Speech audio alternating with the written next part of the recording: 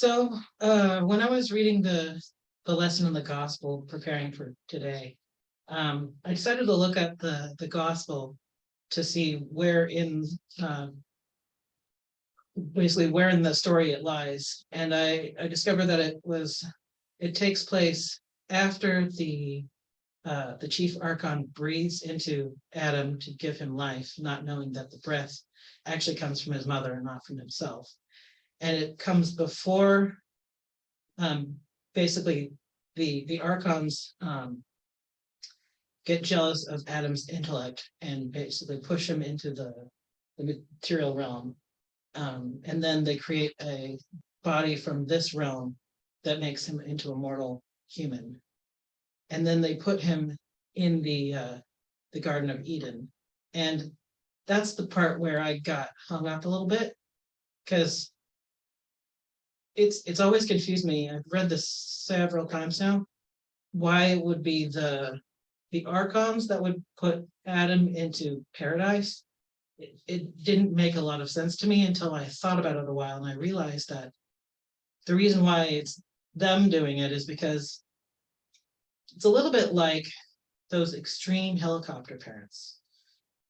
The helicopter parents have good intentions, but they end up controlling the surroundings of their child so much because they don't want them to suffer, but they end up stunting them so that they don't know how to handle things when they move out and are adults. But I think the archons, when they put Adam and then later Eve in the garden, it was part of the jealousness of his intellect. Because the thing is that if you're in a perfect world or situation or whatever, and everything is just handed to you and you don't have to do much, basically you don't end up using much of your intellect, since everything is literally taken care of for you. And I think it's a bit like there's this metaphor of a guy who's in a room and the door is locked, but if he doesn't check that the door is locked, is it locked or not? It's the same thing with Adam in the garden. If he doesn't have to use his intellect, does he really have it or not, if he's not using it? And unlike the helicopter parents, I think that the archons were much more calloused about what they were doing, especially since the part that it does actually tell us is that they were guarding the tree that would awaken Adam and Eve from their ignorance of, just living and not actually growing or understanding what was really happening. And I think that is still happening on a more metaphysical level now.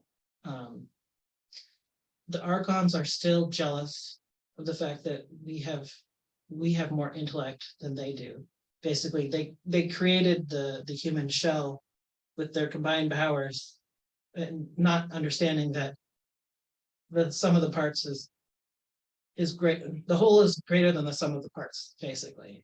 And so they try to twist things and do things to keep us as complacent as possible in everydayness. And sometimes it's even complacent in our misery, because this world is just kind of like that.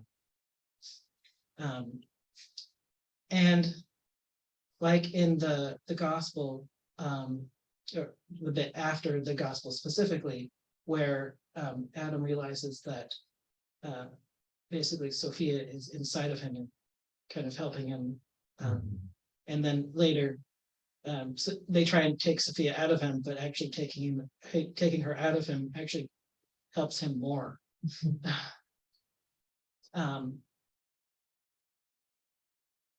And like in the lesson, it talks about not trying to explain, to a wicked man their faults, because they'll hate you, and help a wise man. It's a sort of the same thing, both internally and externally. There are some people who know and understand what they do and don't know, and there are some people who don't know what they don't know. It's very common of people who are like really smart in one area. There's a particular former politician I can think of who's a great surgeon, and because of that, he thinks he knows everything about everything else. There's plenty of examples like that in the world, and so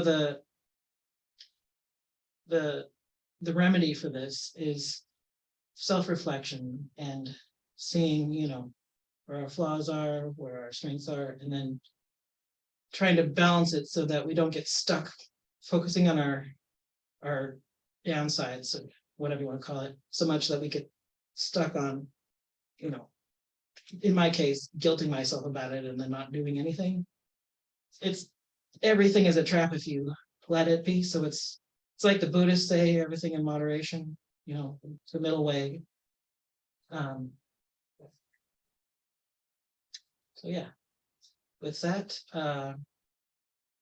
may the blessing of the lady be with you. Amen.